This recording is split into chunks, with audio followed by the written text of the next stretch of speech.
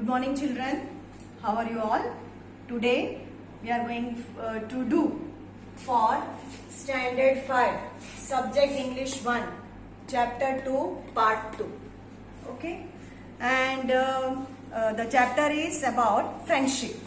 We have seen before friendship, and in the activity 1 we have done the poem The Arrow and the Song. We have done the poem The Arrow and the Song. Okay, and you have to write the poem in your notebook. Afterwards I will write the question answers and give it to you. Yeah. And then we have done on page number 8 activity 2, which I gave you as a homework. Okay, then activity 2B. This is also homework. You have to write about your relation with your grandfather or grandmother. That is the homework. Now we are going to start with activity 3. That is Grandpa's Friend Part 1. Grandpa's Friend Part 1.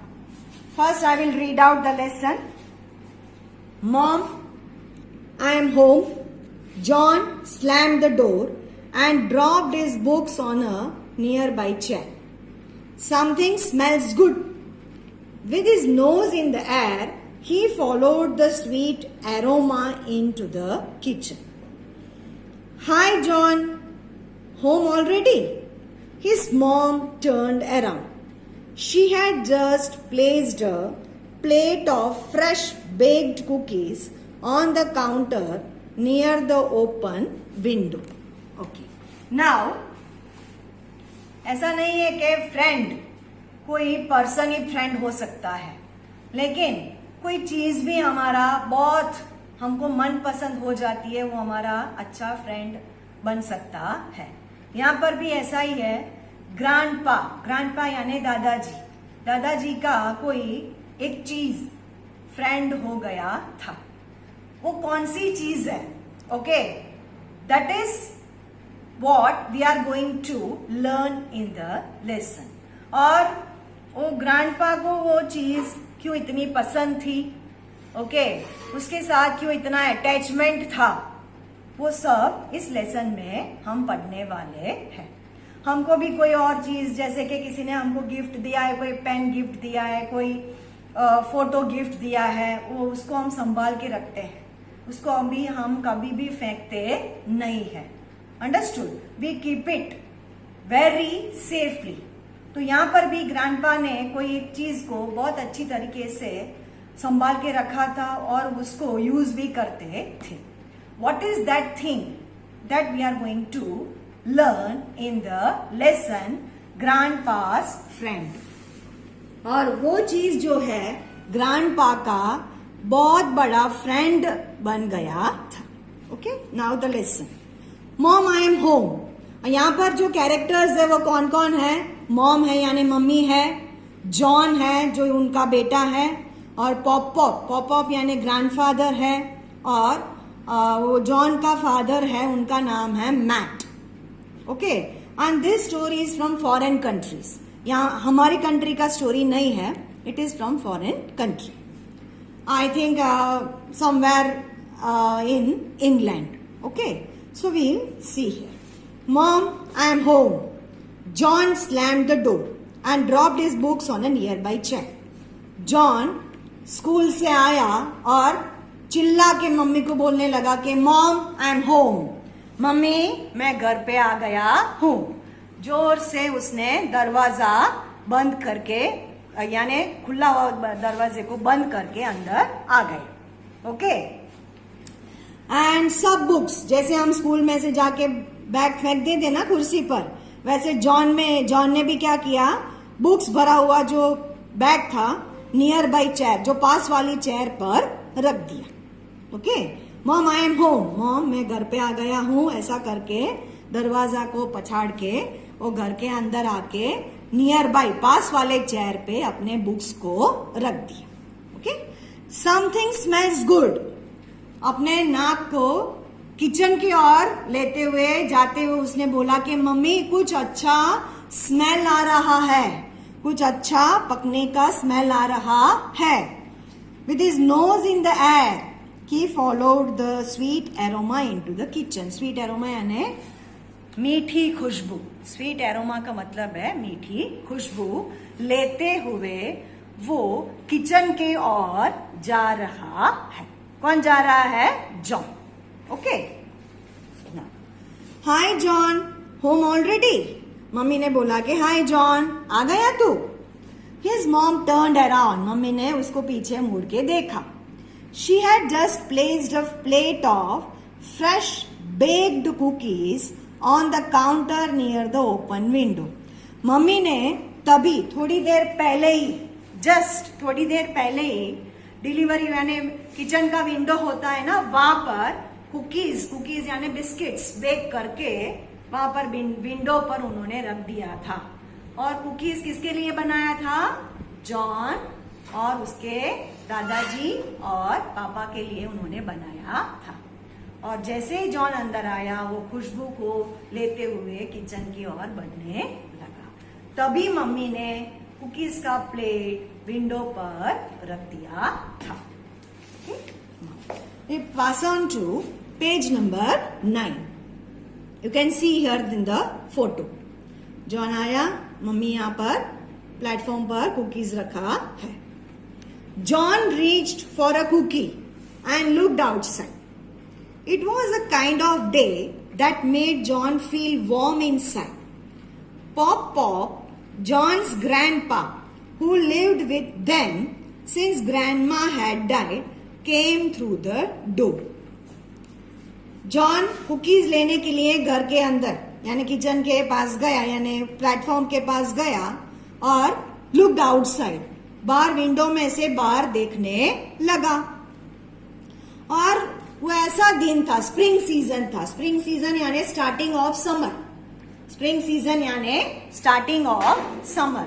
तो थोड़ा उसको गर्मी लग रहा था, तो उसने window के बाहर देखा, राइट.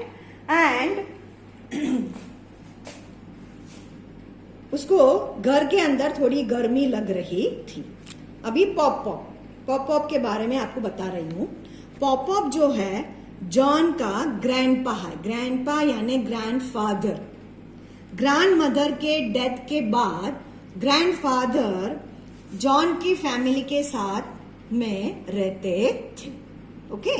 तो वो तब जब जॉन कुकीज लेने गया ना, तब पॉप डोर से किचन के अंदर आने लगे. कौन आने लगे? Grandpa. Okay. Spring is here, pop said. Pop ने बोला स्प्रिंग आ गया अभी. स्प्रिंग यानी वसंत ऋतु. दादाजी ने बोला कि स्प्रिंग आ गया है. And you know what this means. और तुमको पता है जॉन, उसका मतलब क्या है? स्प्रिंग आ गया उसका मतलब क्या है? Sure, John agreed. Our annual fishing trip is coming up. Yes, मुझे पता है, जॉन ने बोला. हमारा annual fishing trip is coming up. हमारा जो फिशिंग ट्रिप है ना, वो लोग फॉरेन कंट्रीज में फिशिंग करने के लिए पूरे साल वो लोग फिशिंग नहीं करते, लेकिन स्प्रिंग सीजन में वो लोग फिशिंग करने जाते हैं, और वो भी स्प्रिंग सीजन में जाते हैं. तो वो टाइम अभी आ गया है. एंड वो टाइम कौन सा है? Spring season.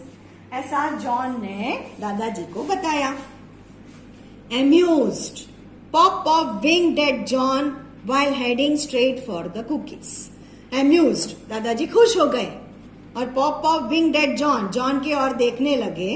While heading, कहां पर जा रहे थे दोनों? कुकीज के पास जा रहे थे. I was thinking more of our annual spring cleaning.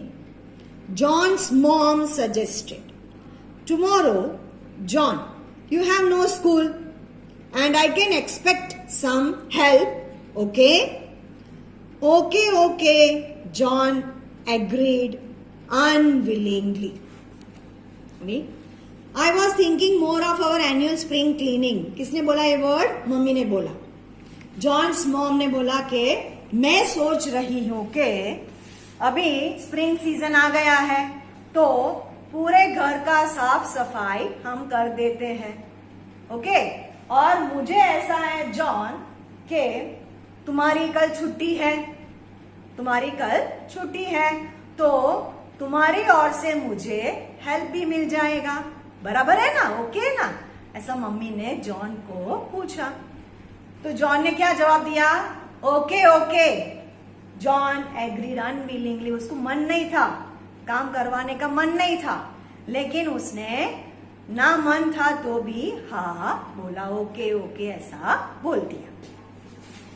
Now, the next day, John and his mom cleaned the house.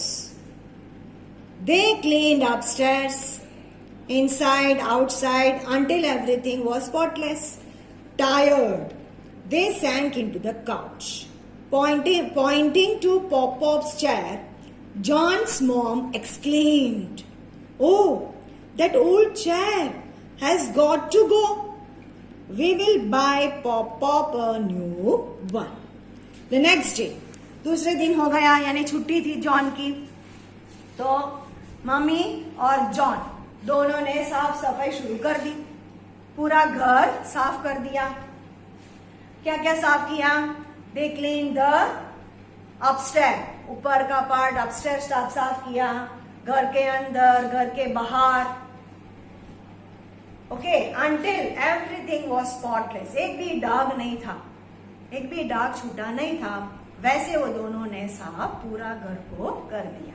Right, I think आप भी आपके मम्मी को दिवाली में साफ सफाई में मदद करते होंगे। वैसे यहाँ पर जॉन ने अपने मम्मी को साफ सफाई में मदद की। Then tired they sank into the couch. Couch यानी बड़ा सा कुर्सी होता है, दैट उसको काउच बोलते हैं। ओके, थोड़ा उंडा होता है, सैंड से बना हुआ वो काउच होता है, उसमें दोनों थकान से भरे हुए बैठ गए। कौन कौन बैठ गए? जॉन और उसकी मम्मी काउच पर बैठ गए क्योंकि वो टायर्ड हो गए थे, थक गए। जॉन्स मॉम एक्सक्लेम्ड, तब बैठे बैठे जॉन की मम्मी ने एकदम एक्सक्लेम किया, यानी एकदम जोर से उसने बोला, oh that old chair has got to go. उन्होंने एक चेयर, पुरानी सी चेयर को बताया और बोलने लगी कि वो चेयर देखो, वो तो अभी फेंकना है, हैड गॉट टू गो, उसको तो फेंकना है। We will buy Pop Pop a new one. वो किसकी चेयर थी? पॉप-पॉप की चेयर थी और पुरानी हो गई थी। तो मम्मी ने बोला हम दादाजी के लिए नई चेयर लेके रख देंगे और इसको हम फेंक देते हैं। फॉरेन कंट्रीज में क्या होता है, कोई आके लेके नहीं जाता है, हमको जो भी चीज पुरानी होती है ना उसको बाहर रख देना है, और जो कचरा वाला आता है उसको लेके चले जाते हैं। तो मम्मी ने बोला कि उसको हम बाहर रख देंगे और पॉप-पॉप के लिए हम नया सा चेयर लाके रख देंगे। ऐसा मम्मी ने जॉन को बोला। Now we will pass on to page number 10. It was true. John had to agree. The chair was unsightly. It was faded and worn and in some places even torn. It was sure. Mummy की बात सही थी, mummy की बात सही थी, true थी। John had to agree. इसीलिए जॉन को तो मानना ही था। The chair was unsightly. Unsightly यानी बहुत पुरानी हो गई थी, दिखती भी नहीं थी, इतनी अनसाइटली हो गई थी। राइट, इट वॉज फेडेड, पुरानी सी हो गई थी, एंड वॉर्न, फटी हुई थी, टूट गई थी, and in some places even torn, उसका जो कपड़ा था ना वो फट भी गया था। टॉर्न यानी फट भी गया था, वॉर्न यानी टूट भी गई थी। John, come and help me, we will take the chair to the footpath. Tomorrow the garbage truck is going to come. Mummy ने जॉन को बोला, John come and help me, John यहाँ पर आ और मुझे हेल्प कर। We will take the chair to the footpath, हम इस चेयर को फुटपाथ पर जाके रख देते हैं, उसको उठाने में तू मुझे मदद कर। टुमारो यानी कल, द गार्बेज ट्रक, कचरे वाले का जो ट्रक है वो आने वाली है। They will take the chair, okay, ऐसा मम्मी ने जॉन को बोला.